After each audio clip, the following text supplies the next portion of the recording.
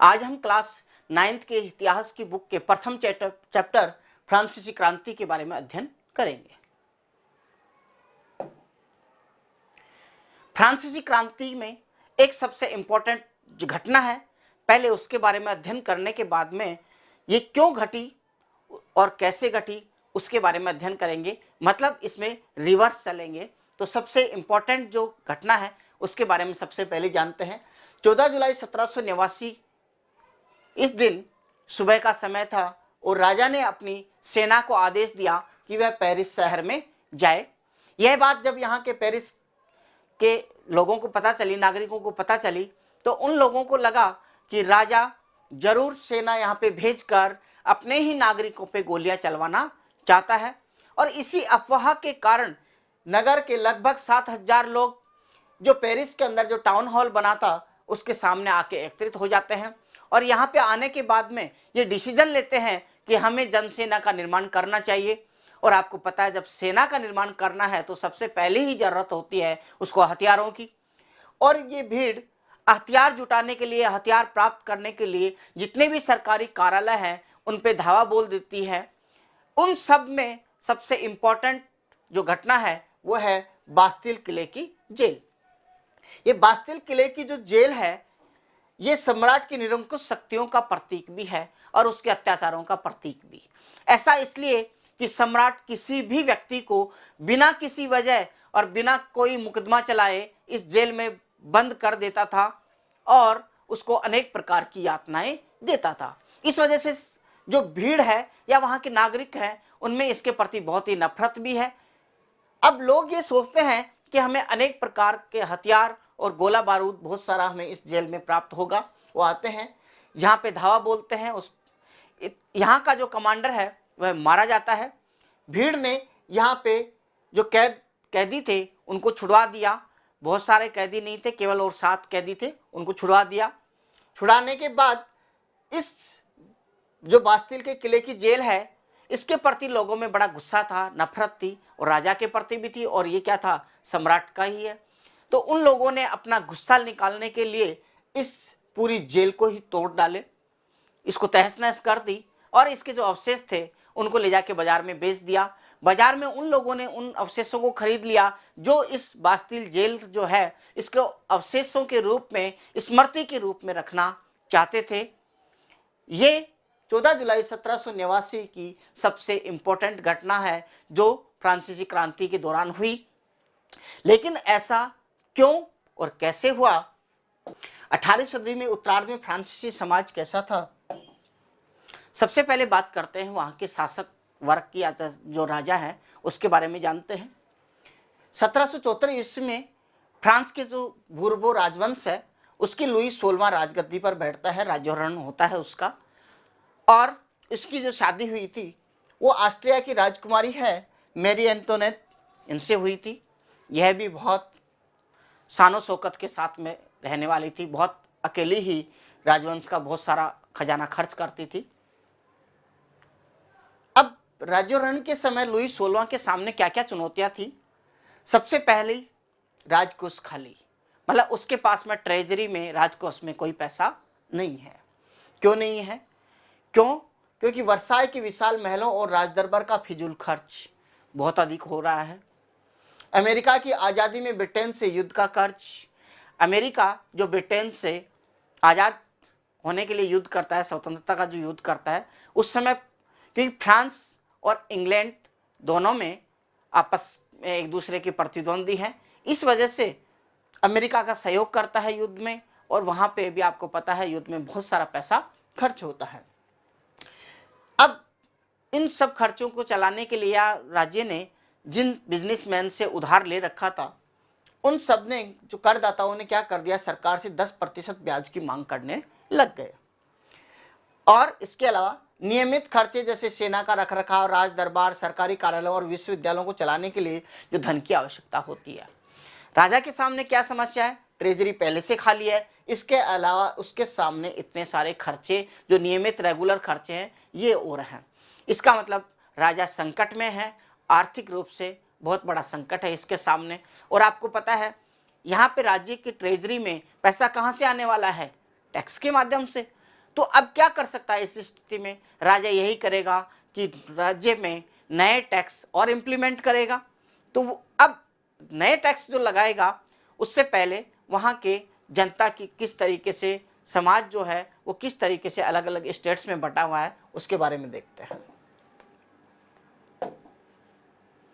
फ्रांसीसी समाज 3 भागों में बटा हुआ है, प्रथम स्टेट्स, सेकंड स्टेट्स और तृतीय स्टेट्स। प्रथम स्टेट्स के अंदर पादरी वर्ग आता है, जो गिरजाघर या चर्च के अंदर जो धार्मिक कार्य करने वाले जो लोग हैं वो आते हैं। दूसरे में कुलीन वर्ग। कुलीन वर्ग का मतलब राजा के जितने भी रिश्तेदार हैं वो, इसके अलावा जितने भी सामंत वगैरह हैं वो, और राज दरबार में उच्च पदों पर जो वर्ग बैठा हुआ है ये सारा आता है कुलीन वर्ग में। इसके बाद तृतीय स्टेट्स के अंदर बड़े व्यापारी हैं, व्यवसायी हैं, अदालती कर्मचारी हैं, वकील हैं, श्रमिक हैं, मजदूर हैं, किसान हैं, ये सारे इसमें तृतीय स्टेट्स के अंदर आते हैं। प्रथम स्टेट्स और सेकंड स्टेट्स के जो लोग हैं ये संख्या में केवल 10% है, और तृतीय स्टेट्स की जो आबादी है वो लगभग 90% है। इसके बावजूद भी जो संसाधन है, जो भूमि है, उसमें 60% भूमि इन दोनों वर्गों के पास में है। बाकी जो 40% बच गई, इनमें ये जो बड़े लोग हैं, बड़े व्यवसायी हैं, व्यापारी हैं, इनके पास में, किसानों के पास में बहुत कम भूमि है। लेकिन इन दोनों को, प्रथम और सेकंड स्टेट्स को जन्म के साथ ही कुछ विशेषाधिकार प्राप्त है, लेकिन तृतीय स्टेट्स को ऐसा कोई विशेषाधिकार प्राप्त नहीं है। राज्य का जितना भी खर्चा है, जितने भी टैक्सेस हैं, सारे तृतीय स्टेट्स को पे करने होते हैं। ये दोनों संपन्न वर्ग होने के बावजूद भी राज्य को कोई टैक्स नहीं देते हैं। ये बहुत असमानता है इन दोनों के अंदर। अब प्रथम स्टेट और सेकंड स्टेट्स को ये जो विशेषाधिकार प्राप्त है, और तृतीय स्टेट्स को कोई भी विशेषाधिकार प्राप्त नहीं है। अब बात करते हैं कि इनको कौन कौन से विशेषाधिकार प्राप्त हैं। प्रथम स्टेट और सेकंड स्टेट्स को सबसे बड़ा विशेषाधिकार तो यह है कि प्रत्यक्ष करों में छूट है। इनको राज्य को किसी प्रकार का टैक्स नहीं देना है। जबकि आप सोच रहे हैं इनकी आबादी कम है, लेकिन इनकी जो संपत्ति है वो बहुत अधिक है। अकेले 60% भूमि पर साम्राज्य है इनका, मतलब अधिकृत है, इनके पास में है। चर्च भी किसानों से टाइथ, मतलब धार्मिक कर लेता है, और चर्च एक तो टैक्स तो देता नहीं है, इसके अलावा किसानों से जो पहले राज्य को भी कर दे रहा है, उसके बावजूद चर्च को भी उसे कर देना पड़ रहा है। सामंत किसानों से भी सामंती कर वसूल करेंगे, और सामंत जो लोग हैं जो द्वितीय स्टेट्स में आते हैं, यह भी किसानों से अलग से एक सामंती कर और वसूल करते हैं। इसके अलावा उच्च पदों पर एकाधिकार, अपने राज्य के जितने भी उच्च पद हैं उन पदों पर इन्हीं की नियुक्ति होगी। ये इनके विशेषाधिकार हैं। और तृतीय स्टेट्स जिसको कोई अधिकार नहीं है, विशेषाधिकार नहीं है, उनको क्या करना है? उनको नौकर अपने स्वामी की सेवा करेगा, किसान अपने सामंत के घरों और खेतों में काम करेगा, सैन्य सेवाएं, सड़क निर्माण में सहयोग के लिए बाध्य थे, और नमक और तंबाकू पर भी अप्रत्यक्ष कर। इस तरीके से इनके ऊपर काम का बोझ और दूसरा अनेक प्रकार के टैक्स इन्हीं पे लगे हुए थे। यहाँ पे इस पिक्चर में आप देख पा रहे होंगे कि यहाँ पे तृतीय स्टेट्स का एक गरीब किसान मान लीजिए ये है, और यहाँ पर प्रथम और सेकंड स्टेट्स इसके ऊपर बैठे हुए हैं। इसका मतलब यह है कि प्रथम स्टेट्स और सेकंड स्टेट्स की जितनी भी जिम्मेदारियां हैं, उनका जो बोझा है वो पूरा कौन उठाता है? तृतीय स्टेट्स। इसका मतलब जितने भी खर्चे होते हैं सारे टैक्स के रूप में तृतीय स्टेट्स पे करता है। अब राजा के सामने आर्थिक संकट है, तो अब उसे क्या करना चाहिए? टैक्स और लगाएगा। तो अब और टैक्स लगाएगा तो आगे क्या होगा वो देखेंगे नेक्स्ट वीडियो में। लेकिन इस नेक्स्ट वीडियो से पहले, जाने से पहले, मैं आपको कुछ नए वर्ड्स जो इस चैप्टर में आने वाले हैं या आ गए तो उनके बारे में जान लेते हैं। लिवरे फ्रांस की एक मुद्रा है जो 1794 में समाप्त कर दी गई। स्टेट्स जो अभी अपन पढ़ रहे थे, क्रांति से पहले फ्रांसीसी समाज में सत्ता और सामाजिक हैसियत को अभिव्यक्त करने वाली जो श्रेणी है ये कहलाती है स्टेट्स। कुलीन वर्ग, सत्ता में जो उच्च पदों पर आसीन व्यक्तियों का जो समूह है वह कहलाता है कुलीन वर्ग। पादरी वर्ग, चर्च में विशेष कार्यों करने वाले जो व्यक्तियों का जो समूह है वह कहलाता है पादरी वर्ग। राज्यों को अदा किए जाने वाला जो डायरेक्ट टैक्स है वह कहलाता है टाइथ। चर्च द्वारा वसूल किए जाने वाला जो धार्मिक कर है वो टाइथ कहलाता है। और ये किसान अपनी उपज का 1/10 भाग पे करता था। जीविका संकट, ऐसी स्थिति में जब व्यक्ति को जीवित रहने के लिए जो न्यूनतम साधन भी उसके पास नहीं हो तो उसके सामने क्या जाता है, जीविका संकट, या इसी को कहते हैं जीविका संकट। अब इतने सारे तृतीय स्टेट्स का व्यक्ति टैक्स पे करता है तो फिर वो अपना जीवन कैसे जीता है, क्योंकि उसके सामने तो हमेशा ही जीवन संकट रहता है। वहाँ के लोगों की स्थिति देखने के लिए, उनके जो जीवन का संघर्ष है उसको जानने के लिए हम कुछ ग्राफ्स के माध्यम से वहाँ की स्थिति देखते हैं थोड़ी, कि वहाँ की जो जनसंख्या है, फ्रांस की जनसंख्या 1715 के अंदर 2.3 करोड़ है और 1789 में वहाँ की जनसंख्या 2.8 करोड़ हो जाती है। मतलब जनसंख्या यहाँ पे तीव्र गति से बढ़ रही है। अब जब जनसंख्या बढ़ रही है, यदि अनाज भी उसी गति से बढ़ जाए तब तो कोई स्थिति नहीं बुरी हो, लेकिन यहाँ पे देखते हैं कि अनाज का जो उत्पादन है 1715 में इतना है और 1789 में इतना, लगभग मतलब इसमें वृद्धि तो हो रही है, लेकिन इसकी तुलना में यहाँ पे एरो के माध्यम से मैंने यहाँ पे बताने का, ग्राफिक्स के माध्यम से बताने का प्रयास किया है आपको कि यहाँ पे वृद्धि कम है, यहाँ पे वृद्धि अधिक है। जब जनसंख्या अधिक तेज गति से बढ़ गई या वृद्धि अधिक हो गई, अनाज उत्पादन में वृद्धि कम हुई तो क्या हुआ, अनाज की डिमांड अधिक हो गई और सप्लाई कम।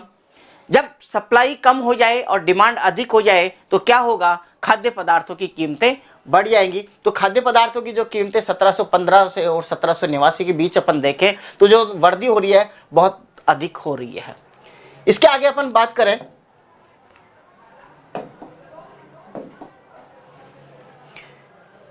महंगाई दर की, तो महंगाई दर भी 1715 और 1789 के बीच में बहुत तेज गति से बढ़ी है।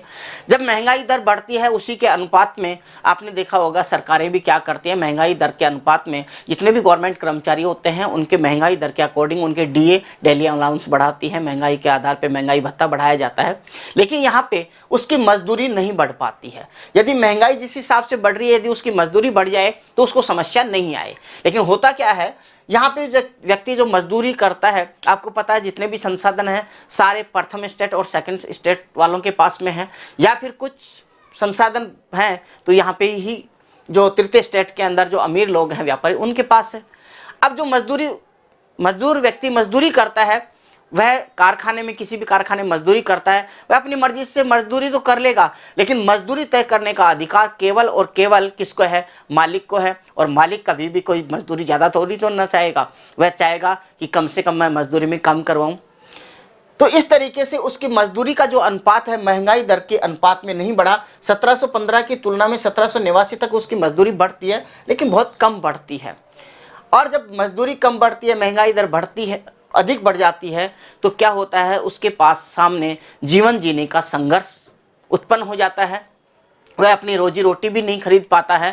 क्यों, जो आमदनी है उसमें से भी 80% तो टैक्स में चली जाती है, 20% में कैसे अपने परिवार का पालन पोषण करे।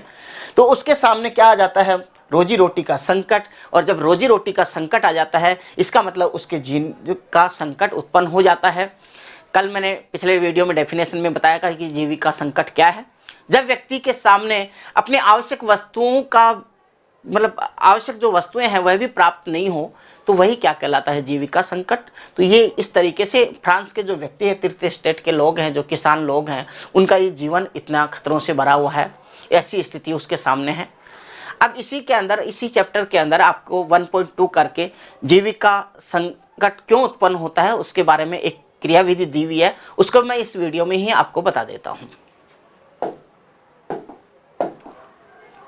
जीविका संकट कैसे उत्पन्न होता है, कि जीविका संकट उत्पन्न होने किस तरीके से होता है उसके बारे में देख लीजिए। खराब फसल, ये पहले बॉक्स में इस तरीके से लिखा हुआ है, आपकी बुक में भी आप देख लीजिए, और यहाँ पे मैं आपको पूरा समझा देता हूँ इसको। यदि फसल उत्पादन कर रहा है किसान और उसकी फसल खराब हो जाए, अब खराब होने के कई कारण हो सकते हैं, कि जैसे बहुत अधिक बारिश हो जाना, या बारिश का बिल्कुल नहीं होना, मतलब अनावृष्टि हो जाना, या ओले पड़ जाना। तो इन सब कारणों से यदि उसकी फसल खराब हो जाए, और फसल खराब हो जाएगी तो क्या होगा, अन्न का अभाव हो जाएगा। और जब अन्न का अभाव हो जाएगा तो क्या होगी, महंगाई बढ़ेगी। और जब तो खाद्यान्न पदार्थों की यहाँ पे बढ़ती कीमतें, मतलब खाद्य पदार्थों की कीमत बढ़ जाएगी। जब खाद्य पदार्थ महंगे हो जाएंगे तो क्या गरीब आदमी उसको खरीद पाएगा? नहीं। तो इसीलिए यहाँ पे कि अब गरीब गुरबा पाव रोटी नहीं खरीद पाएंगे, तो अब गरीब व्यक्ति रोटी नहीं खरीद पाएगा। क्या होगा? उसके सामने दो स्थितियां होंगी। कौन सी? या तो व्यक्ति को जब खाने को नहीं प्राप्त होगा तो उसका शरीर क्या हो जाएगा? कमजोर।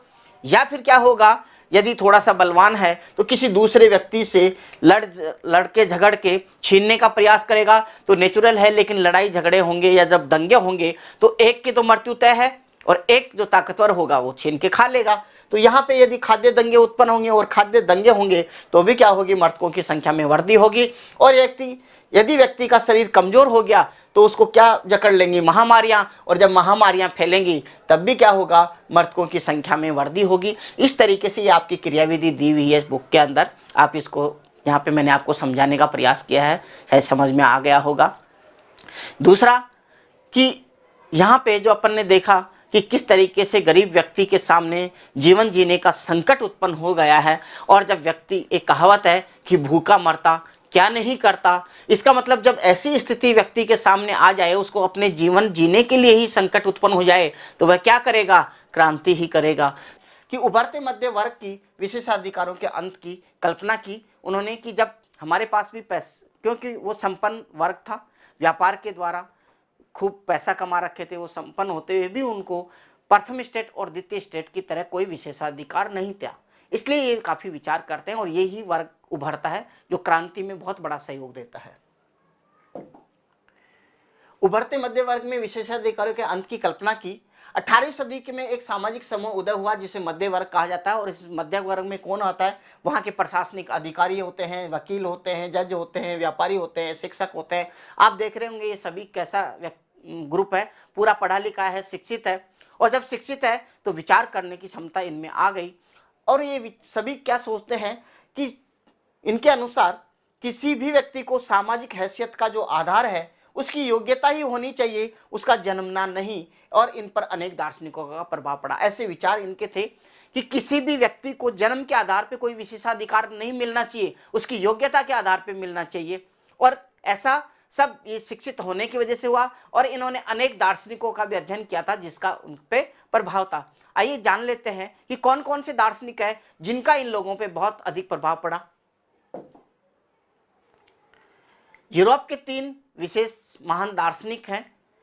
जॉन लॉक ने एक पुस्तक लिखी, टू ट्रीटाइजेस ऑफ गवर्नमेंट।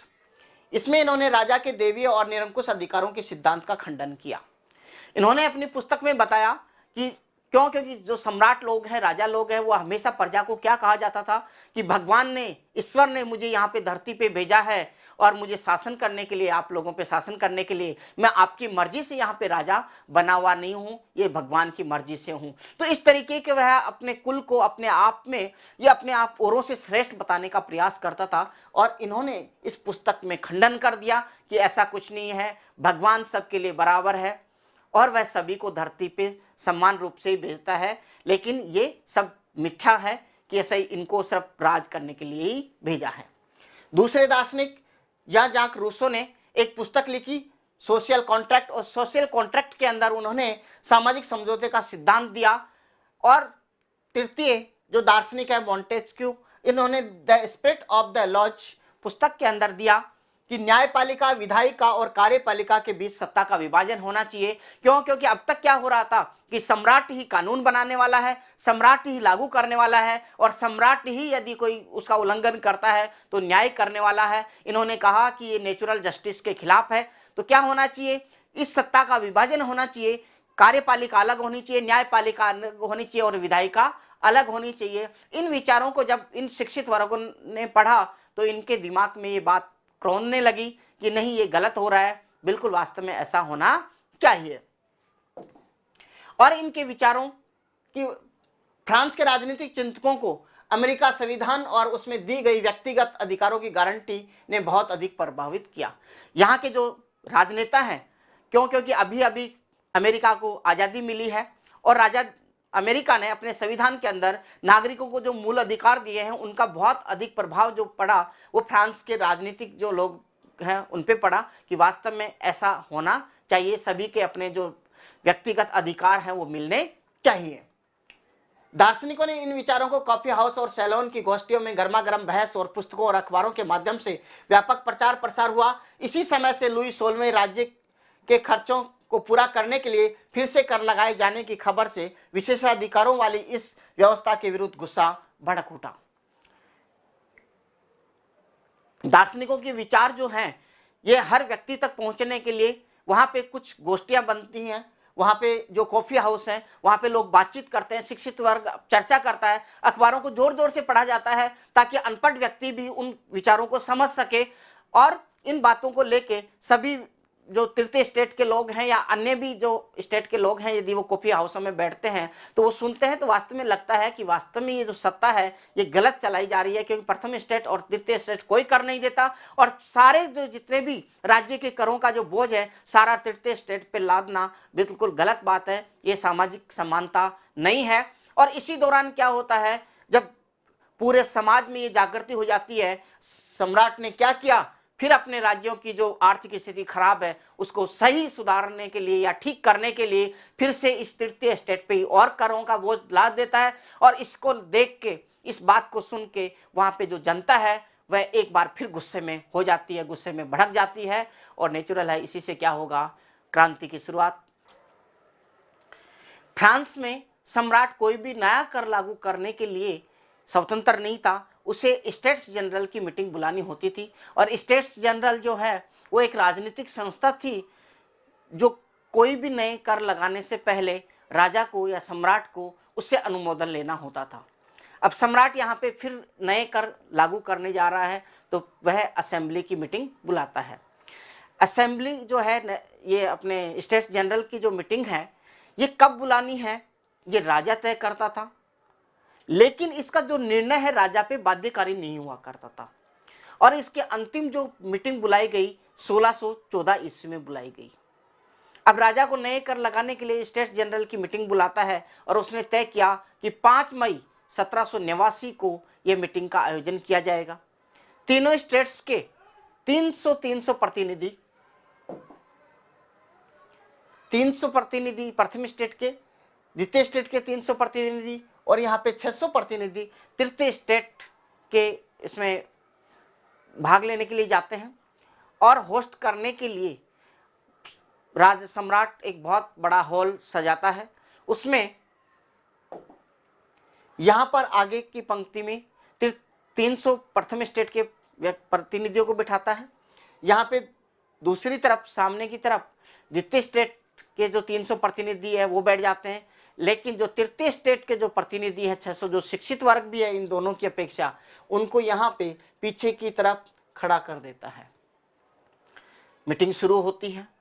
उसमें इसकी एक विशेषता बताता हूँ, इस स्टेट्स जनरल की मीटिंग के अंदर प्रतिनिधि तो 300 और 600 आए हैं तीनों स्टेट्स के, लेकिन जो वोट देने का जो नियम है वो ये है कि प्रत्येक वर्ग जो है, एक स्टेट्स जो है एक ही वोट डालेगा। मतलब टोटल 3 वोट डालने हैं, एक प्रथम स्टेट का, एक द्वितीय स्टेट का और एक तीसरे स्टेट का।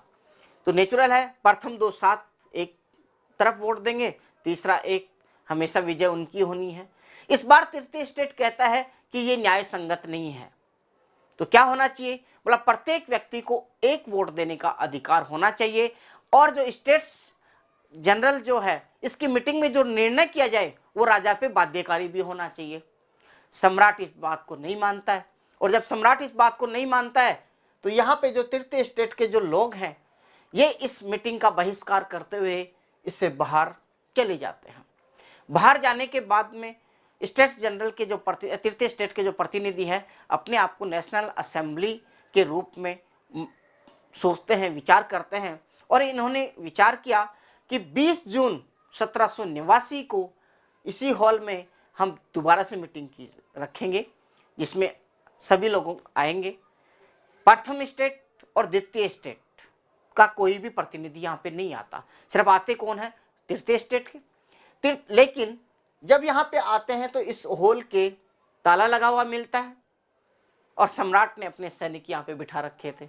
मीटिंग कहाँ पे आयोजित की जाए, इसलिए इस हॉल के सामने ही एक टेनिस कोर्ट था, वहाँ पे जाके वो एकत्रित हो जाते हैं और एक प्रतिज्ञा करते हैं जिसको टेनिस कोर्ट के शपथ के नाम से जाना जाता है।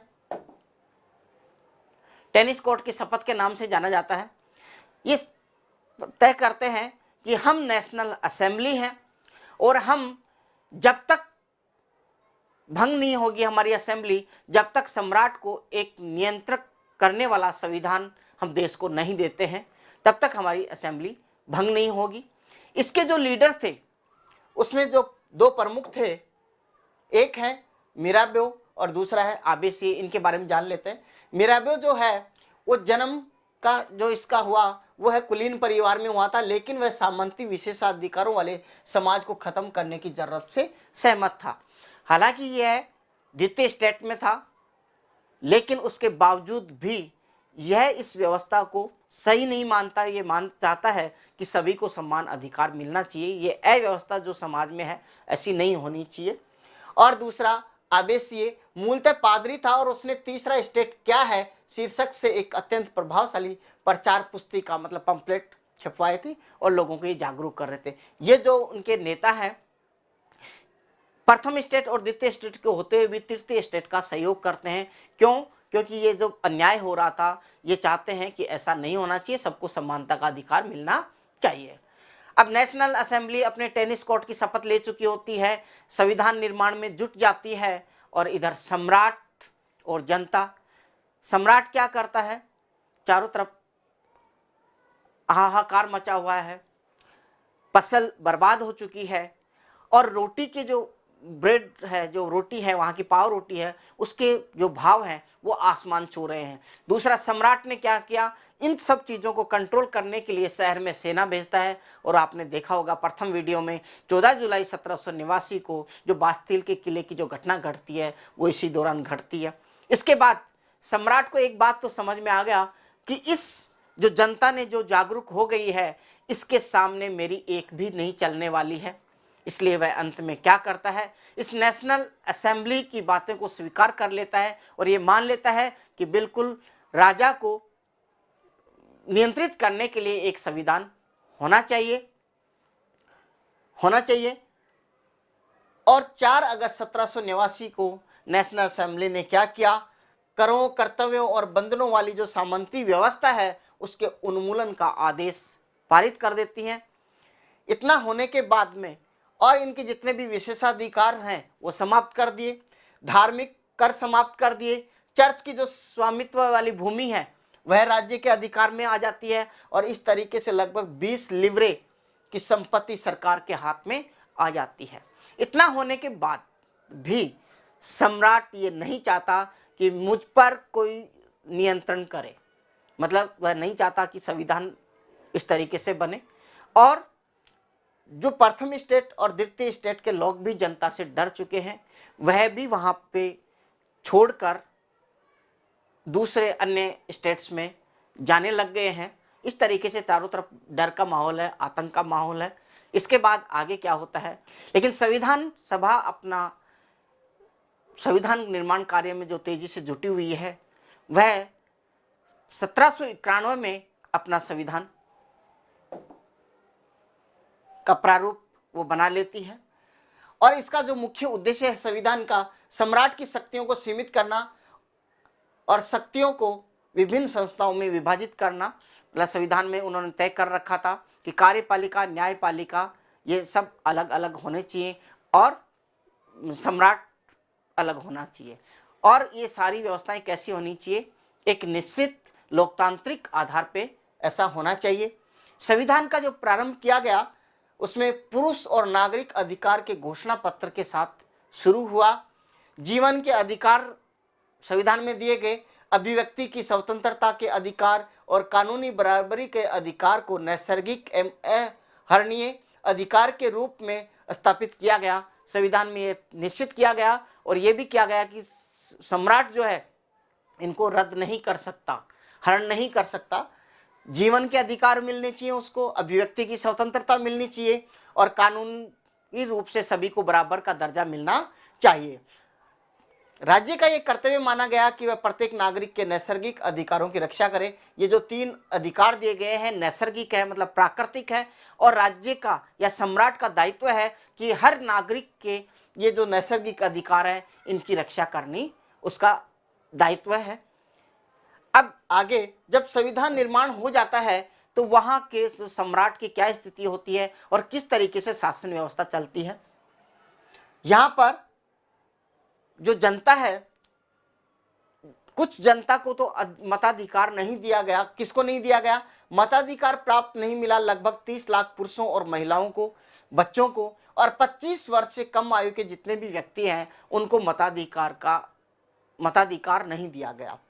किसको दिया गया? मताधिकार प्राप्त लोग लगभग ओनली केवल 40 लाख हैं, और इसके अंदर यह निश्चित कर दिया गया कि उनको कम से कम 3 दिन की मजदूरी के बराबर टैक्स देना जरूरी है। वही व्यक्ति क्या कर सकता है? यहां पे मत देने का अधिकारी है। मतलब कुल मिला के मत देने के लिए आपको अधिक से अधिक टैक्स देना होगा। ये क्या करेंगे निर्वाचक? इसमें से 50,000 पुरुष अलग चुने जाएंगे जो क्या करेंगे? नेशनल असेंबली चुनाव करेंगे, और नेशनल असेंबली में 745 सदस्य होंगे। यह नेशनल असेंबली सम्राट पे नियंत्रण करेगी, और जो सम्राट के यहाँ पे जो मंत्री होंगे उन पे भी नियंत्रण कौन रखेगी? नेशनल असेंबली रखेगी। और नेशनल असेंबली में आपको पता है जनता के द्वारा चुनाव होके आएगी। और इसकी बात करें न्यायपालिका की, तो यहाँ पे न्यायपालिका में भी इसी तरीके से ये जो सक्रिय नागरिक हैं ये वोट देंगे और फिर न्यायाधीश चुने जाएंगे। इस तरीके से इन्होंने अपने संविधान का निर्माण कर लिया। कुल मिला के वहां पे एक संवैधानिक राजतंत्र की स्थापना हुई। यहां पे आपको एक बात देखनी चाहिए, यहां पे सिर्फ 40 लाख जो आबादी है इसी को यहां पे आपको पता है, जबकि कुल आबादी 2.8 करोड़ है, उसमें से केवल 40 लाख लोगों को मताधिकार मिल रहा है, बाकी लोगों को नहीं मिल रहा। इसका मतलब यहाँ पे भी आप एक बात सोच सकते हैं कि यहाँ पे भी सबको अधिकार नहीं प्राप्त हो रहा। तो वो आगे जाके क्या करने वाले हैं? फ्रांस में राजतंत्र का उन्मूलन और गणतंत्र की स्थापना, कि किस तरीके से वहां पे राजतंत्र का उन्मूलन मतलब जड़ से समाप्त कर देना किया गया और गणतंत्र की स्थापना की गई। फ्रांस के राजा ने संविधान पर हस्ताक्षर तो कर दिए, उसने मजबूरी में नियंत्रण स्वीकार कर लिया नेशनल असेंबली का, संविधान के माध्यम से शासन करने की शपथ तो ले ली, लेकिन उसके मन में कभी भी ये ऐसा नहीं था कि ऐसा मेरे पे कोई अधिकार जमाने वाला हो, ऐसा कोई नियंत्रण करने वाला हो। और ये बात सुनकर जो आसपास के जो शासक हैं, जो भी फ्रांस के बाहर के शासक हैं, वह भी विचार करते हैं कि यदि ऐसा होता रहा तो हमारे राज्य में भी ऐसी घटनाएं घट सकती हैं। हमारा शासन भी जो राजतंत्र बना हुआ है वह संवैधानिक शासन की ओर बढ़ सकता है, क्योंकि लोग जागरूक होंगे। तो इस वजह से फ्रांस के पास पहले तो ये इसके ऑस्ट्रिया इनके वैसे रिलेटिव हैं, क्योंकि मैरी एंटोनेट जो है वो कहाँ की राजकुमारी थी? ऑस्ट्रिया की। और इधर ये पर्सा, ये दोनों से ये गुप्त वार्ताएं करता है कि आप मेरी हेल्प कीजिए, मेरा जो संवैधानिक राजतंत्र है इसको वापस राजतंत्र स्थापित करना चाहता हूँ, किसी प्रकार का नियंत्रण मैं नहीं चाहता हूँ, तो आप मेरे सहयोग करें। ये भी ये विचार करते हैं कि वास्तव में ऐसा हुआ और हमारे राज्य में भी संवैधानिक राजतंत्र हो गया तो हमारा तो एक अस्तित्व जो है बिल्कुल स्वतंत्रता का वो समाप्त हो जाएगा। इस वजह से ये दोनों जो है इसको आश्वासन देते हैं कि चिंता मत करो, जैसे ही अब गर्मियों के बाद में हम क्या करेंगे, फ्रांस पे आक्रमण कर देंगे और तुम्हें इस संवैधानिक राजतंत्र से मुक्ति दिलवा देंगे। ये बात क्या होता पता चलती है नेशनल असेंबली को, तो नेशनल असेंबली को जैसे ही पता चला उन्होंने क्या किया, पर्सा और ऑस्ट्रिया पे अप्रैल 1792 में आक्रमण कर दिया। और जब किसी देश पे आक्रमण करते हैं तो जरूरतें किस चीज की होती हैं? सेना की। तो फ्रांस में सेना की नई भर्ती शुरू हो गई। गांवों में जितने भी पुरुष लोग हैं वो सारे सेना में भर्ती हो गए। यहाँ पे सिर्फ कौन बसते हैं? महिलाएं बसती हैं, और महिलाओं पे ही परिवार की जिम्मेदारी आ जाती है। सेना में जो पुरुष जाते हैं उनमें देशभक्ति के तराने पूरे फ्रांस में हो जाते हैं। देशभक्ति तराने का मतलब कि उन्होंने देशभक्ति जो गाने हैं, गीत हैं, उनको गाने का एक जज्बा वहाँ पे सबसे जो प्रसिद्ध मिला वो रोजेट द लाइल द्वारा रचित मार्सिले नाम की एक कविता, जो वर्तमान में फ्रांस का राष्ट्रगान है, वह बहुत ही फेमस हुआ। और इसको सबसे पहले मार्सिलेस के जो स्वयंसेवक हैं वह पेरिस की ओर कूच कर रहे थे, उस समय उन्होंने गाया था। क्रांतिकारी युद्ध में पुरुष चले गए तो महिलाओं पर घर परिवार की जिम्मेदारी आ गई और देश के अधिकांश लोगों को लगता था कि क्रांति को और आगे बढ़ाने की जरूरत है। ये कौन लोग हैं जिनको क्रांति को और आगे बढ़ाने की जरूरत महसूस हो रही है? क्योंकि आपने देखा पिछले वीडियो में कि फ्रांस की बहुत कम आबादी जो ओनली टैक्स पे कर रही है, उसी को मताधिकार का प्रयोग मिलता है, राजनीतिक अधिकार मिलते हैं। लेकिन बाकी जो तबका मिल गया, जो गरीब है, उसको वहां पे अधिकार नहीं मिलते हैं। वो क्या चाह रहे हैं कि फ्रांस की क्रांति और आगे बढ़नी चाहिए और हमें भी अधिकार मिलने चाहिए, और नेचुरल है, स्वाभाविक भी है ये। तो ये लोग क्या करते हैं, राजनीतिक क्लबों में सरकार की नीतियां और अपनी योजनाओं पर बहस करते हैं। कौन सा? जिसको अधिकार नहीं मिले हैं वो बहस करते हैं कि सरकार क्या काम अच्छा कर रही है और क्या नहीं कर रही है, और अपने विचार भी वो एक दूसरे से साझा करते हैं। ऐसे अनेक राजनीतिक क्लब बन गए, लेकिन उनमें सबसे जो प्रसिद्ध क्लब है वो है जैकोबिन क्लब।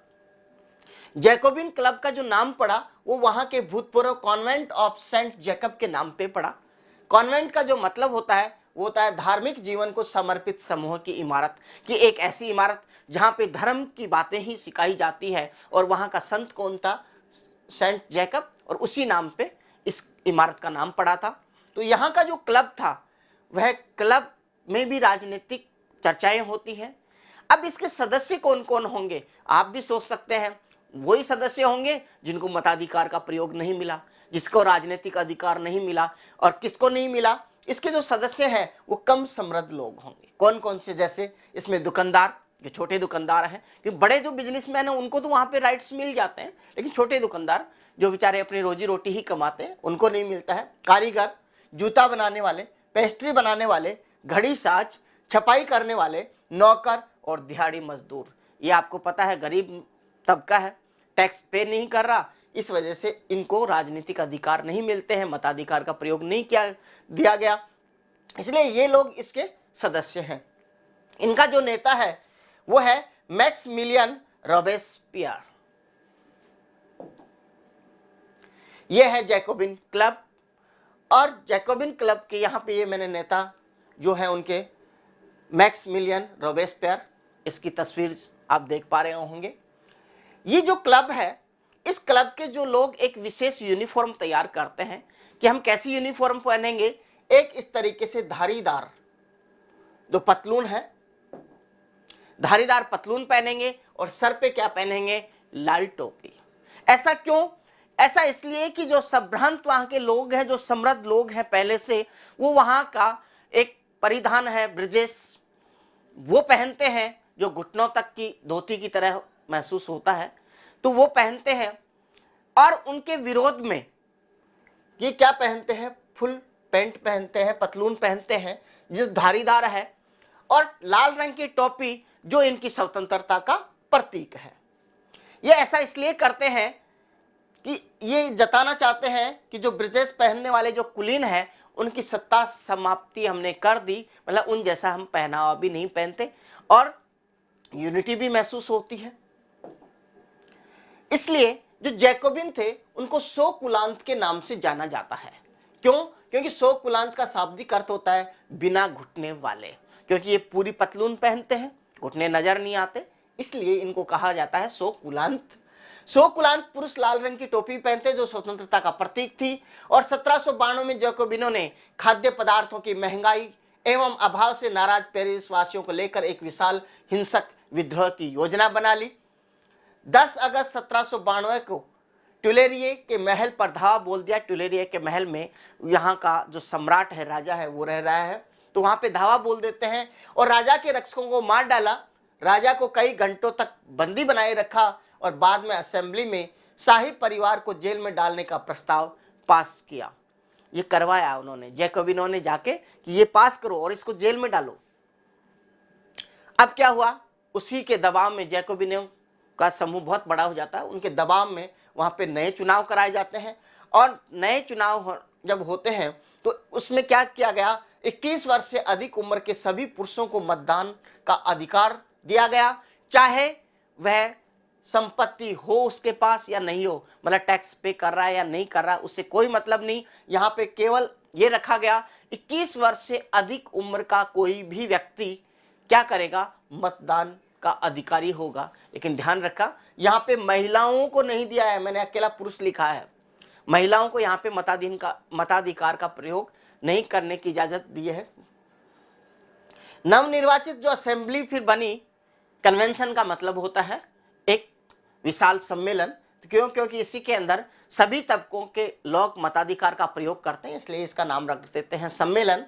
और 21 सितंबर 1792 में इसमें राजतंत्र का अंत कर दिया और फ्रांस में एक गणतंत्र राष्ट्र घोषित कर दिया।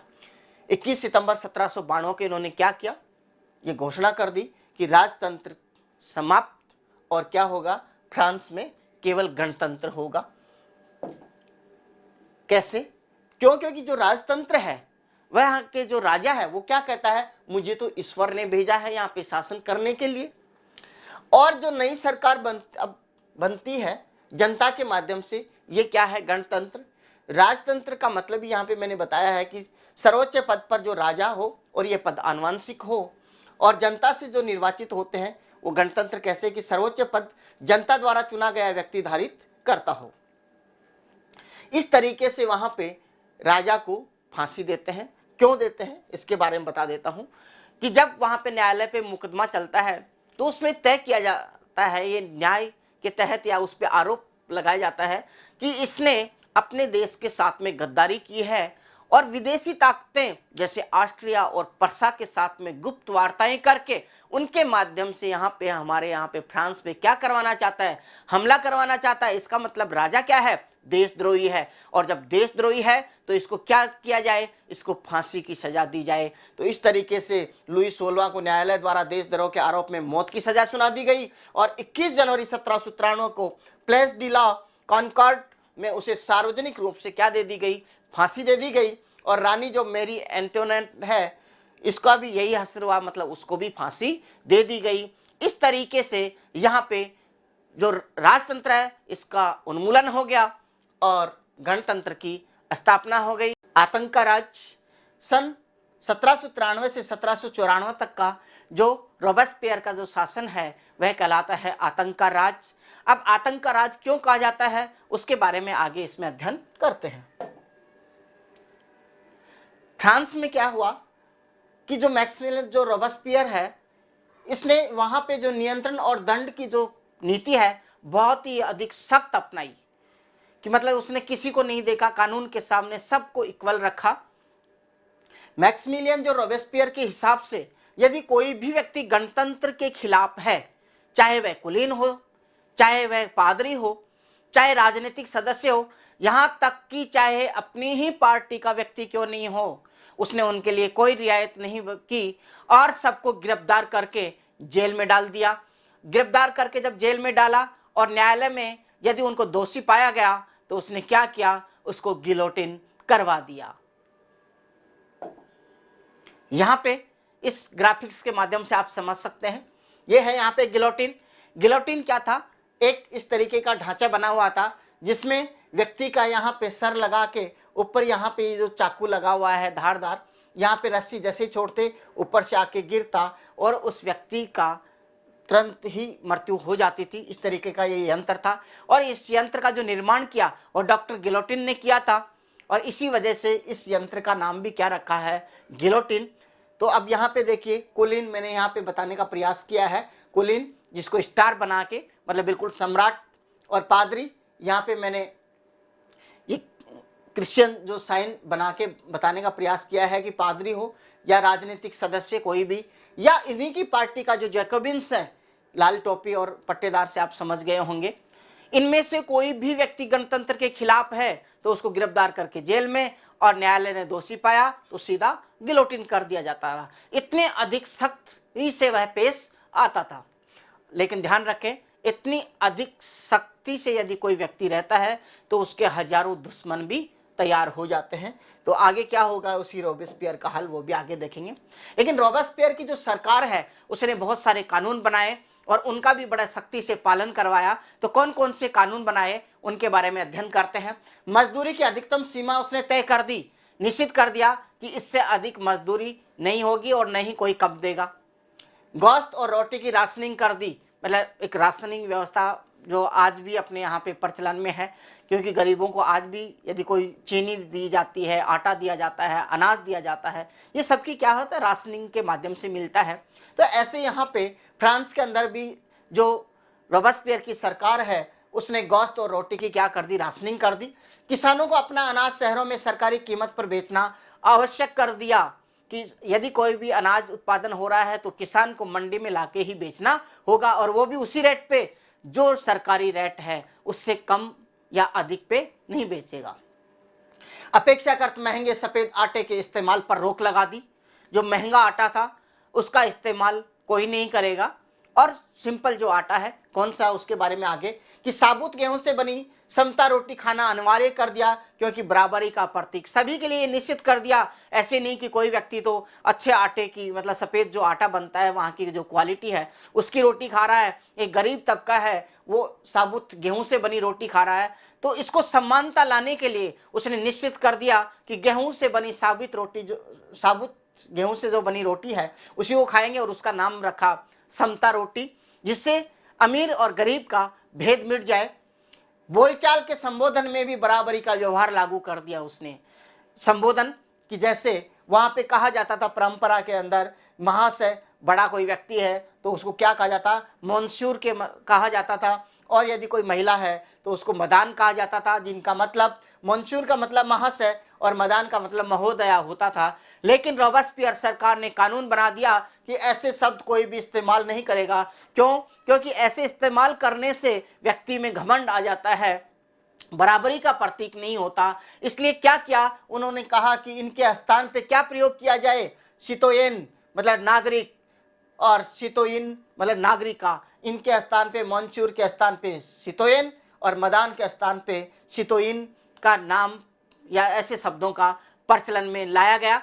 इसके अलावा जितने भी चर्च थे उनको बंद कर दिया गया, और चर्च के जो भवन थे उनको या तो क्या बना दिया गया, सैनिकों के लिए बैरिक बना दी गई, या फिर उनको ऑफिस के काम में लिया जाने लगा। इस तरीके, इसके अलावा एक कानून और भी बड़ा स्पेशल उन्होंने बनाया था, दास प्रथा का भी उन्होंने अंत कर दिया था। हालांकि दास प्रथा जो है उसको वापस नेपोलियन वापस चालू कर देता है, क्योंकि जितने भी वहाँ पे चाय बागान वाले जो बिजनेसमैन हैं वो सब उससे नाराज हो जाते हैं रॉबेस्पियर से। अब जब रॉबेस्पियर ने इस तरीके के कानून बना के इनको सख्ती से लागू किया, किसी की इसने नहीं सुनी, किसी के साथ भेदभाव नहीं, राजा और रंग सबको बराबर रखा और कानून के सामने सबको बराबर। लेकिन इस बराबरी के आधार पे ही उसने इतने लोगों को दुश्मन बना लिया जिसकी कोई सीमा नहीं। नेचुरल है, अब वो व्यक्ति भी क्या चाहेंगे कि रॉबेस्पियर का कब नंबर आए जब इतना ही सख्त कानून है। एक दिन क्या होता है, रॉबेस्पियर की भी कोई कमी ढूंढ ली जाती है और उसको भी गिरफ्तार कर लिया जाता है, और गिरफ्तार करने के बाद में उसको न्यायालय में पेश किया जाता है। न्यायालय ने उसको दोषी पाया और उसको फांसी की सजा सुनाई, और अगले ही दिन रॉबेस्पियर को भी क्या कर दिया जाता है, गिलोटिन कर दिया गया। और जुलाई 1794 को इस तरीके से 1793 से लेकर 1794 तक जो रॉबेस्पियर का शासन काल रहा, उसके अंदर आपने देखा कितनी सख्ती से कानूनों का पालन करवाया जा रहा है। इसी कारण इस समय को कहा जाता है आतंक का युग। जैकोबिन सरकार के पतन के बाद में वहां पे डायरेक्टरी शासन आता है, और ये डायरेक्टरी जो शासन है क्या है उसके बारे में इसमें जान लेते हैं। जैकोबिन सरकार के पतन के बाद में वहां पे मध्य जो वर्ग है उसमें भी जो अमीर वर्ग है, संपन्न जो वर्ग है, उसके पास में सत्ता आ जाती है, और ये एक काम करते हैं कि वहां पे जितने भी संपत्ति विहीन जो तबका है, जो बहुत गरीब था, जिसको पिछले जैकोबिन सरकार ने तो मताधिकार का प्रयोग करने को दे दिया था, लेकिन यहाँ पे क्या किया जाता है, उसका मताधिकार वापस उसे छीन लिया जाता है। जिसके पास संपत्ति नहीं वो मत नहीं दे सकता। इस तरीके से किया, और इन्होंने अपना एक नया संविधान का निर्माण किया, और उस नए संविधान के अंदर ये नियम बनाया कि वहां पर क्या होंगी, सरकार कैसी होगी, 2 विधान परिषदें होंगी वहां पर। ऐसा करना उनका तथ्य इसके पीछे ये था कि पिछले जो जैकोबिन सरकार थी वहां पे जो कार्यपालिका है एक व्यक्ति केंद्रित हो जाती है। इस वजह से इसी बात को ध्यान में रखते हुए इन्होंने 2 निर्वाचित विधान परिषदों का प्रावधान किया और 2 विधान परिषदें ये फिर मिलकर 5 सदस्य डायरेक्टरी का निर्वाचन करते थे, चुनाव करते थे और यही फिर क्या ये कार्यपालिका के रूप में काम करती और वहां पे शासन करती थी। जब कभी भी इस डायरेक्टरी का यहाँ पे जो 5 सदस्य है इनका इन विधान परिषदों से मन मुटाव होता या किसी बात को लेके खींचतान होती तो ये विधान परिषदें इनको क्या करती, उनका वापस बुलाने का या पद से हटाने का प्रयास करती थी। और इसकी वजह से इस डायरेक्टरी के बीच में और ये जो निर्वाचित विधान परिषद है इसके बीच में राजनीतिक अस्थिरता उत्पन्न हो गई। और सुनिए, इस राजनीतिक अस्थिरता की वजह से ही वहां पे नेपोलियन जैसे जो सैनिक शासन है उसका आगमन होता है, उसी की वजह से यहाँ पे आगमन होता है। अब इसके आगे अपन बात करें वहाँ कि वहाँ पे चाहे सरकार कोई भी रही हो, चाहे जैकोबिनों की सरकार रही हो, चाहे डायरेक्टरी का शासन रहा हो, उस पूरे शासन काल के दौरान वहाँ पे प्रमुख चीजें क्या रहा, स्वतंत्रता, विधि सम्मत समानता और बंधुत्व प्रेम के जो आदर्श है वह कोई भी सरकार हो उसमें ये आदर्श जो है वो बने रहे। और ये आदर्श भविष्य में ये जो मूल्य हैं ये हमेशा फ्रांसी नहीं बल्कि यूरोप के जितने भी राजनीतिक आंदोलन है उनको भी इन्होंने प्रेरित किया कि ये जो मूल्य है स्वतंत्रता, विधि सम्मत समानता और बंधुत्व ये हमेशा आदर्श जो वाक्य हैं, आदर्श मूल्य हैं, ये हमेशा हर जगह बने रहे हैं। क्या महिलाओं के लिए भी क्रांति हुई? महिलाओं की जब बात करें फ्रांस की क्रांति के दौरान तो महिलाओं ने प्रारंभ से ही फ्रांस की जो क्रांति हुई उसमें बहुत सहयोग किया है। इन पिक्चर्स के माध्यम से आप देख सकते हैं कि वर्साई की ओर जब कूच करती हैं महिलाएं 5 अक्टूबर 1789 को तो वो महल में जाके राजा को, उनकी पत्नी को और उनके पुत्र को लेके बाहर आती है। इन्होंने बहुत ही साहस का काम किया था। इसके अलावा एक अन्य क्रांति का ये दृश्य भी आप देख पा रहे हैं कि ये पूरी महिलाएं हैं और बिल्कुल क्रांति में कितना पार्टिसिपेट कर रही हैं। ये दृश्य से ही आपको मालूम पड़ रहा है। इसका मतलब महिलाओं ने हमेशा क्रांति में बहुत सहयोग किया। तो प्रारंभ से ही महिलाएं फ्रांसीसी समाज में परिवर्तन लाने की गतिविधियां जितनी भी थी उन्हें सक्रिय रूप से शामिल थी। उनका ये मानना था कि यदि हम इस तरीके से क्रांति में सक्रिय रहेंगे तो उनकी भागीदारी रहेगी तो जो सरकार जब बनेगी तो वह जरूर उनके जीवन सुधारने के कार्य करेगी। और तृतीय स्टेट की जो महिलाएं हैं वह जीवन निर्वाह के लिए निम्न प्रकार से कार्य करती थी। कौन कौन से? जैसे सिलाई बुनाई, कपड़ों की धुलाई, फल फूल और सब्जियां बेचना, संपन्न घरों में घरेलू काम करना। बहुत सारी महिलाएं वेश्यावृत्ति करती थी। इस तरीके के वह कार्य करती थी अपने परिवार का पालन पोषण करने के लिए। और इसका कारण क्या था कि ये कार्य इतना करना पड़ता था उनको, परिवार की सभी समस्याओं का ध्यान रखना पड़ता, राजनीति में भी पार्टिसिपेट करती थी कि जो जितनी भी क्रांति है उसमें देखिए आपने। उसका कारण था कि केवल कुलीन और धनी परिवारों की जो लड़कियां हैं उनको ही पढ़ने का, मतलब कॉन्वेंट स्कूलों में पढ़ने का मौका मिलता था। और उसके बाद में क्या कर दी जाती थी, उनकी शादी कर दी जाती थी, वो उनको परिवार की जिम्मेदारी आ जाती थी। तो कामकाजी महिलाएं अपने परिवार का पालन पोषण भी करती, जैसे खाना बनाना, पानी लाना, लाइन लगाकर पाव रोटी लाना, बच्चों की देखभाल करना। इतने सारे काम करने के बाद भी यदि वह कहीं मजदूरी करने जाती है तो उसको पुरुष की तुलना में कम मजदूरी देय होती है। तो इन सब अधिकारों को प्राप्त करने के लिए, और दूसरा मताधिकार का प्रयोग भी नहीं है, और बात करें तो उनको बराबरी का मताधिकार का प्रयोग भी नहीं है, राजनीति में भी उनको कहीं स्थान नहीं दिया जाता है। इस वजह से महिलाओं ने क्या किया कि अपने हितों की हिमायत करने के लिए उन्होंने स्वयं ही इसकी जिम्मेदारी ली कि जब तक हम आगे नहीं बढ़ेंगे, हम स्वयं कार्य नहीं करेंगे, तब तक हमारी कोई सुनने वाला नहीं है। इसलिए उन्होंने भी क्या किया, महिलाओं ने भी अपने क्लब स्थापित किए। और उन्हीं क्लबों में सबसे प्रमुख जो क्लब है वहाँ का the society of the revolutionary and Republican women के नाम का जो क्लब है बहुत ही फेमस है। इसके अलावा उन्होंने जो कार्य लगभग 60 इस तरीके के क्लब महिलाओं के बन गए थे। और इसके अलावा महिलाओं ने दूसरा काम प्रमुख रूप से किया, न्यूज़पेपर, समाचार पत्र। मतलब महिलाएं अपना समाचार पत्र भी निकालने लग गई। अब इस क्लब की बात करें तो इस क्लब की जो प्रमुख मांगे थी वो क्या है कि महिलाओं को पुरुषों के समान अधिकार, राजनीतिक अधिकार प्राप्त होने चाहिए। ये सबसे इनकी प्रमुख मांग थी। हालांकि सरकारें जो काम कर रही थी उन्होंने कुछ कानून बनाए थे उनके लिए, तो देख लेते हैं उन्होंने क्या क्या कानून बनाए हैं। क्रांतिकारी सरकार के कानून।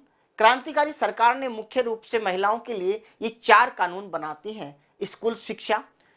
क्रांतिकारी सरकार ने जैसे ही वहां पे स्कूल ओपन किए, सरकारी स्कूल ओपन किए, उसी के साथ में ये निश्चित कर दिया गया कि प्रारंभिक जो शिक्षा है वो महिलाओं को अनिवार्य रूप से दी जाएगी। दूसरा, शादी। अब पहले क्या करते थे कि पिता की मर्जी से शादी होती थी। अब ये कानून बना दिया गया कि कोई भी लड़की अपने पिता, मतलब पिता की यह अधिकार नहीं रहा कि वह अपनी मर्जी से बच्ची की शादी करे जब तक वह सहमत नहीं हो। इसके बाद में व्यावसायिक प्रशिक्षण की अपन बात करें, और वह यह भी कर सकती थी कि पहले एजुकेशन और उसके बाद में व्यावसायिक प्रशिक्षण, वह जो काम करना चाहती है उसके लिए प्रशिक्षण ले सकती थी और अपना छोटा मोटा व्यापार कर सकती थी। और इसके बाद में बात करते हैं तलाक की। अब जो तलाक का अधिकार दे दिया गया उनको कानून बनाकर, और उसके अंदर महिला और पुरुष दोनों को समानता दी गई कि कोई भी व्यक्ति यदि तलाक लेना चाहता है, चाहे उसमें महिला हो चाहे पुरुष हो, दोनों को अर्जी देने का अधिकार वहां पे रखा गया। इन अधिकारों के बाद भी राजनीतिक जो अधिकारों के लिए महिलाओं का संघर्ष जारी रहा। आतंक राज के दौरान सरकार ने महिला क्लबों को बंद कर दिया। जब आतंक का राज आया था, मतलब जैकोबिन जो सरकार आई थी, उन्होंने क्या किया, महिलाओं के जो क्लब थे इनको बंद कर दिया। कई जानी मानी महिलाओं को गिरफ्तार कर लिया और उनमें कुछ को फांसी पर भी चढ़ा दिया।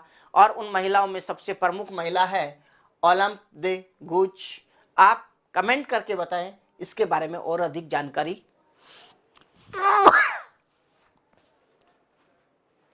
मताधिकार और समान वेतन के लिए महिलाओं का यह आंदोलन 20वीं सदी तक भी चलता रहा और अंत 1946 में जाकर फ्रांस की महिलाओं को मताधिकार का प्रयोग करने का अधिकार मिला, मताधिकार मिला। तो इस तरीके से महिलाएं क्रांति के दौरान, मतलब प्रारंभ से ही काफी सक्रिय रही हैं। परिवार में भी उनकी जिम्मेदारी रही है, परिवार की जितनी भी पालन पोषण की जिम्मेदारी है वो भी रही है, लेकिन उसके बावजूद भी उनको समानता का अधिकार नहीं दिया गया था, इसीलिए इनका इतना लंबा संघर्ष रहा। दास प्रथा का उन्मूलन। फ्रांसीसी क्रांति में जो अपन दास प्रथा के बारे में अध्ययन कर रहे हैं, उससे सबसे पहले तो यही जानते हैं कि दास प्रथा क्यों प्रारंभ हुई और कब हुई। 17वीं सदी के अंदर ये दास प्रथा का प्रारंभ हुआ। इसका कारण क्या है? इसका कारण यह है कि जो कैरिबियाई उपनिवेश है, कौन कौन से, गॉडलॉप, सैन डोमिंगो और मार्टिनिक, ये तीनों जो उपनिवेश है, पहले इससे पहले मैं बता देता हूं ये कैरिबियाई उपनिवेश क्यों कहलाते हैं। जब आप वर्ल्ड का जो मैप देखते हैं तो यहाँ पे आपको एशिया, यूरोप, अफ्रीका, उत्तरी अमेरिका और दक्षिण अमेरिका जहाँ पे मिलते हैं। मैंने यहाँ पे उत्तरी अमेरिका और दक्षिण अमेरिका के मध्य यहाँ पर ये जो स्थान है, यहाँ पर है कैरिबियन सागर। और यहाँ पर जो यहाँ पे 3 खूब सारे द्वीप है, लेकिन इनमें से 3 जो द्वीप हैं वो फ्रांस के अधीन है। इसीलिए यहाँ पे इन तीनों को कैरिबियाई उपनिवेश कहा गया है, क्योंकि इन पे जो अधिकार है वो किसका है, फ्रांस का।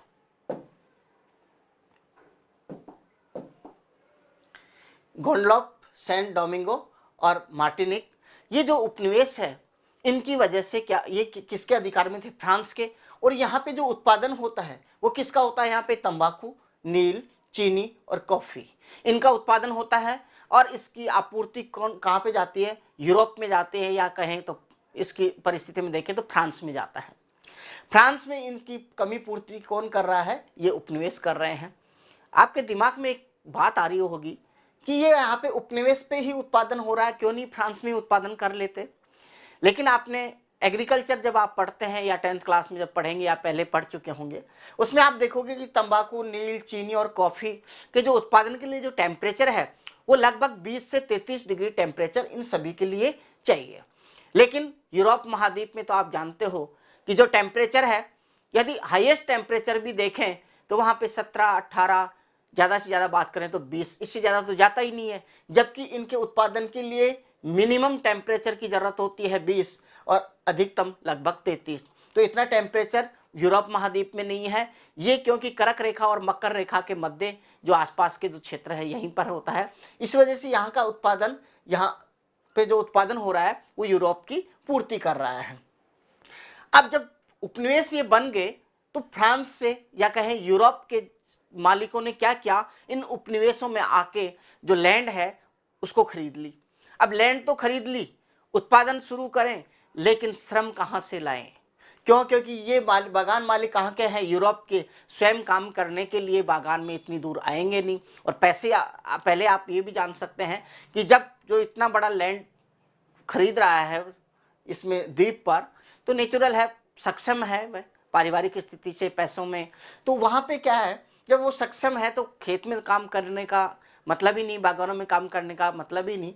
तो वह क्या, बागानों में क्या हो गई, श्रम की कमी हो गई। जब बागानों में श्रम की कमी हो गई तो उत्पादन कैसे लिया जाए? अब इस श्रम की कमी को पूरी करने के लिए यूरोप, अफ्रीका और अमेरिका के बीच में त्रिकोणीय दास व्यापार द्वारा पूर्ति की गई श्रम की। कैसे, इसके बारे में बता देता हूँ। यहाँ पे मैंने एक ये ट्रायंगल बना रखा है। यहाँ पे ये यूरोप है, मतलब यहाँ पे फ्रांस दिया है मैंने, ये अफ्रीका, और यहाँ पे ये अमेरिका, जो कैरिबियन सागर के अंदर जो कैरिबियन उपनिवेश है यहाँ की। फ्रांस के लोगों ने यहाँ पे जो 3 उपनिवेश जो मैंने बताए, इनकी स्थिति इस तरीके से है। तो यहाँ पे जब लैंड खरीद ली लेकिन उत्पादन करने के लिए श्रम नहीं है, तो ये क्या करते हैं, यहाँ के कुछ व्यापारी अफ्रीका आते हैं और अफ्रीका से निग्रो जाति के लोगों को जहाज में बिठा के यहाँ पे फ्रांस ले जाते हैं और यहाँ पर 2 बंदरगाह हैं, यहाँ पे लाते हैं और उसके बाद यहाँ पे इन सेठों को या इन उद्यानों के जो मालिक हैं उनको दासों को बेच देते हैं। फिर क्या करते हैं, वो जहाज के द्वारा यहाँ पे पहुंचा दिए जाते हैं। तो इस तरीके से इन तीनों के बीच में जो ट्रायंगल बनता है, यहाँ इसी को कहा जाता है त्रिकोणीय दासों का व्यापार। तो इस तरीके से यहाँ पे श्रम की पूर्ति होती है। तो ये तो हुई, क्या इस कारण क्या थे उसको। अब बात करते हैं, यूरोपीय बाजारों में तंबाकू और चीनी, नील और कॉफी की जो मांग को पूरा करना दास प्रथा से ही आसान हुआ। अब दास प्रथा की समाप्ति की और अपन क्या कदम फ्रांसीसी क्रांति के दौरान हुए उसके बारे में बात करते हैं। सब फ्रांसीसी क्रांति के बाद वहाँ पे सबसे पहले जो सरकार बनती है वो किसकी बनती है, नेशनल असेंबली की। और नेशनल असेंबली में आप जानते हैं तृतीय स्टेट के जो संपन्न व्यक्ति है, जो व्यापारी वर्ग है, वही होता है यहाँ पे। और आपको पता है दासा को व्यापार भी कौन कर रहा है, व्यापारी वर्ग ही कर रहा है। तो क्या वह दास प्रथा को समाप्त करेंगे? नहीं करेंगे। क्यों नहीं करेंगे? क्योंकि उनके व्यापारिक हितों को नुकसान होता है। इसलिए दास प्रथा के बारे में बहस तो करते हैं लेकिन कोई कानून पास नहीं करते हैं। दास व्यापारियों के विरोध के बहस से क्या है, कोई भी कानून पास नहीं करते।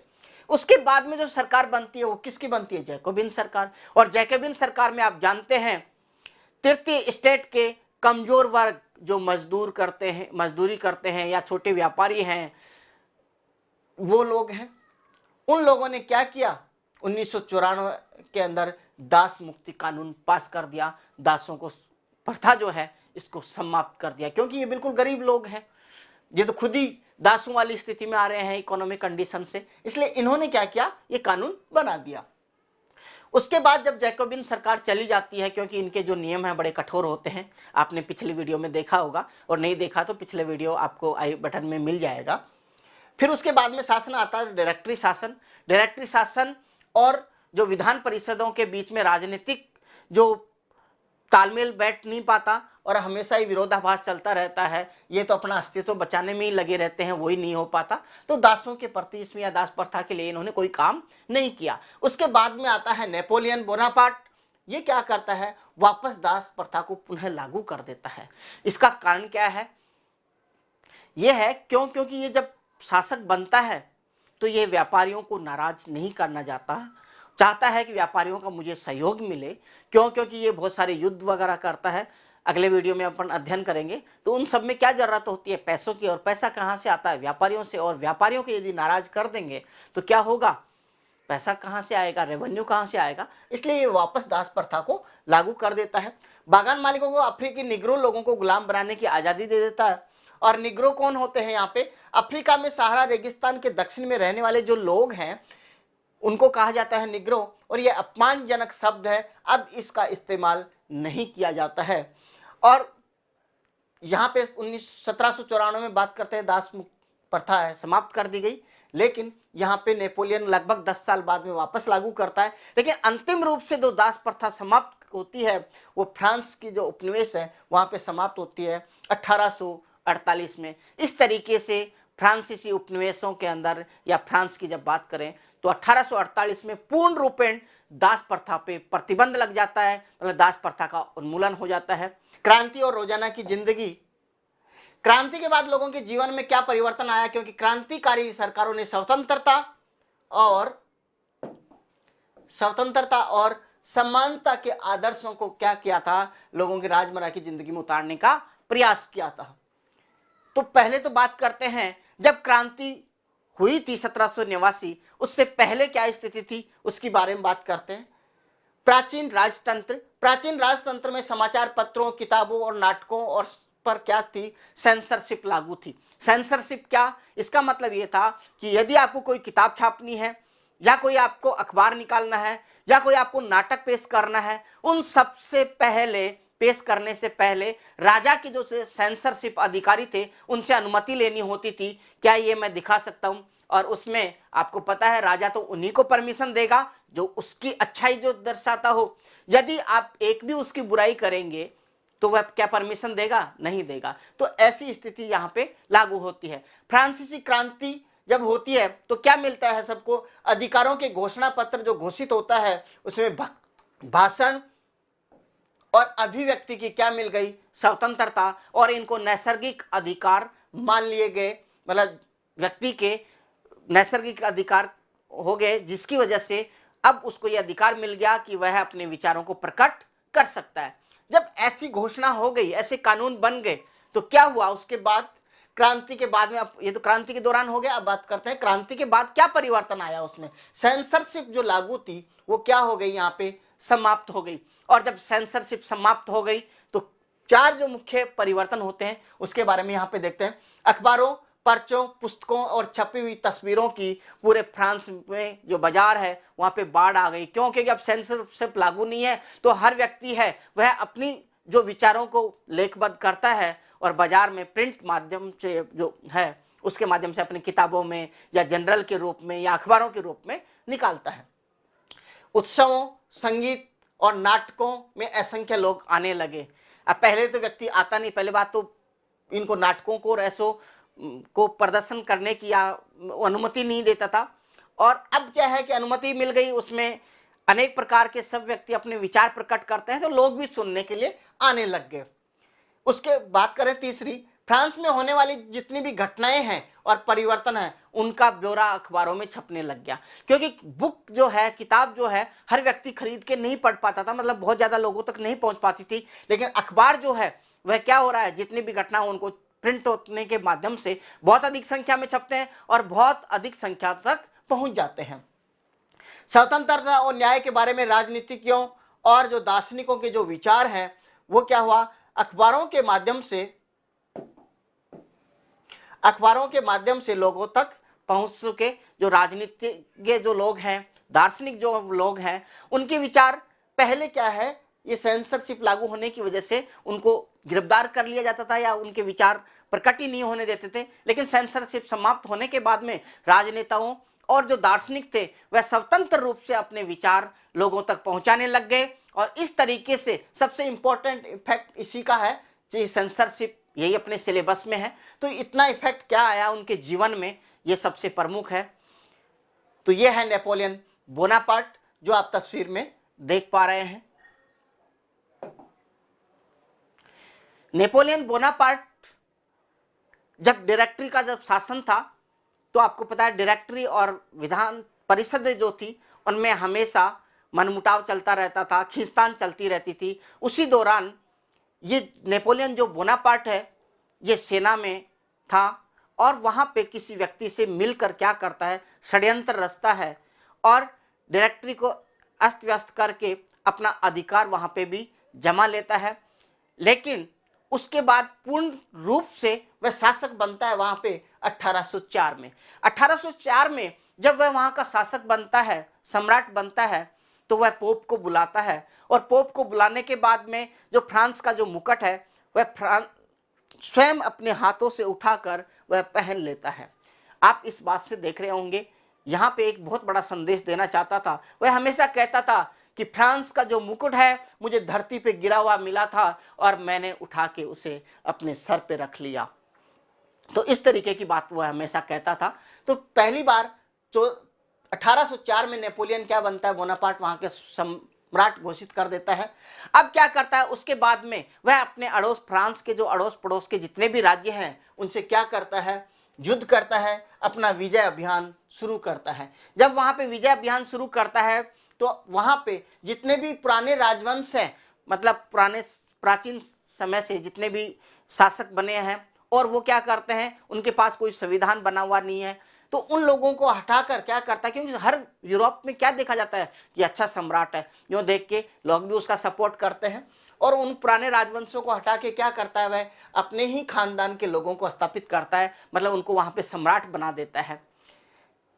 आगे बात करें, यहां पे मैं एक बात और बता दूं, क्योंकि जब युद्ध लड़ रहा है तो उसको पैसों की जरूरत है, और पैसों की जरूरत है इसलिए मैंने पिछले वीडियो में बताया था आपको कि नेपोलियन बोनापार्ट दास प्रथा को वापस शुरू करता है। क्यों? क्योंकि पैसा कहां से आता है, व्यापारियों के माध्यम से ही वह टैक्स के रूप में उनसे लेता है, इसीलिए उसने शुरू कर दिया था। तो अब यहाँ पे युद्ध करने के बाद राजवंशों को हटाता है और खानदान के लोगों को स्थापित करता है। नेपोलियन खुद को क्या कहता है, यूरोप का आधुनिकीकरण, कि बोला ये प्राचीन जो व्यवस्था चली आ रही है इसको समाप्त करके मैं नई व्यवस्था स्थापित कर रहा हूं। इसलिए नेपोलियन अपने आप को यूरोप का आधुनिकीकरण का अग्रदूत मानता है। और तीसरा, निजी संपत्ति की सुरक्षा के कानून बनाता है, क्योंकि वह जानता है यदि लोगों की संपत्ति सुरक्षित नहीं रहेगी तो देश का विकास होने में दिक्कतें यह आएगी कि व्यक्ति मन लगा के अपना काम नहीं करेगा, क्योंकि उसको डर रहेगा कि राज्य कभी भी मेरी संपत्ति जब छीन लेगा तो मैं क्यों अधिक मेहनत करूं। इस वजह से उन्होंने क्या किया, निजी संपत्ति की सुरक्षा के कानून बना दिए कि जो तुम्हारी संपत्ति अर्जित करोगे वो तुम्हारी ही रहेगी। वह जितने भी, जब आप देखोगे फ्रांस की क्रांति के दौरान जितने भी सामंत हैं या पादरी हैं जो देश छोड़ के चले गए तो उनको भी वापस बुलाता है, वहां पे स्थापित करता है उनको। इसके अलावा दशमलव प्रणाली पर आधारित नाप तोल की एक समान प्रणाली प्रारंभ करता है। और क्या करता है, वह फ्रांस के अंदर पहले क्या थे, अनेक प्रकार की प्रणालियां उपलब्ध थी, वहां पे सबका नाप तोल का तरीका अलग अलग हुआ करता था, लेकिन यह आने के बाद में पूरे फ्रांस में उसने दशमलव प्रणाली पर आधारित, जो वर्तमान में जिस तरीके से चली हुई है उस तरीके आधारित नाप तोल की प्रणाली पूरे फ्रांस में लागू करता है। और 1815 में वाटरलू के जो युद्ध होता है उसमें उसकी हार हो जाती है। हार होने के बाद में इंग्लैंड, या कहें इंग्लैंड के क्या करते हैं, उसको वहां से गिरफ्तार करके एक कॉर्सिका द्वीप है वहां पे भेज देता है। इस तरीके से हम देखते हैं अपने फ्रांसीसी क्रांति जो हुई उससे क्या इम्पैक्ट हुए, किस तरीके से फ्रांस के लोगों का जीवन में सुधार आया, दासों में क्या सुधार आया, और इस तरीके से हमने देखा फ्रांसीसी क्रांति। क्योंकि अपने चैप्टर में यहीं पे नेपोलियन का बहुत बड़ा पार्ट नहीं है, छोटा ही दे रखा है। नेक्स्ट क्लास में जब आप आएंगे उस समय आपको पढ़ने का मिलेगा, इसलिए यहीं पे हम फ्रांसीसी क्रांति को पूर्ण करते हैं। यदि हमारे वीडियो आपको अच्छे लगे तो लाइक कीजिए एंड शेयर कीजिए, और हमारे चैनल को सब्सक्राइब भी कर लीजिए, जिससे कि आने वाले वीडियो का नोटिफिकेशन आपको मिल जाए। धन्यवाद।